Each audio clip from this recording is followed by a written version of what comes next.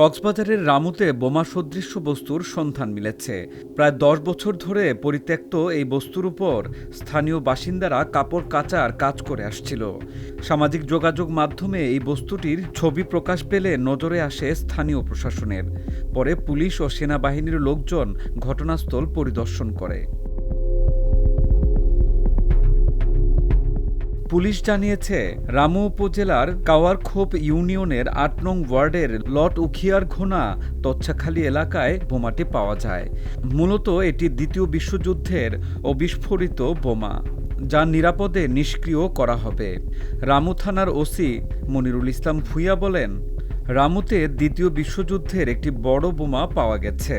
মূলত বোমাটি একটি পুকুরে ছিল, যা ১০ বছর আগে স্থানীয় কেউ পুকুর থেকে তুলে পাড়ে উঠিয়ে রাখে।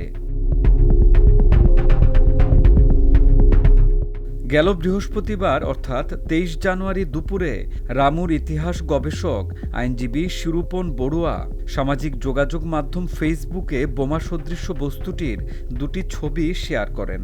সামাজিক যোগাযোগ মাধ্যমে এই বস্তুটিকে দ্বিতীয় বিশ্বযুদ্ধের অবিস্ফোরিত বোমা বলে দাবি করেছেন অনেকেই।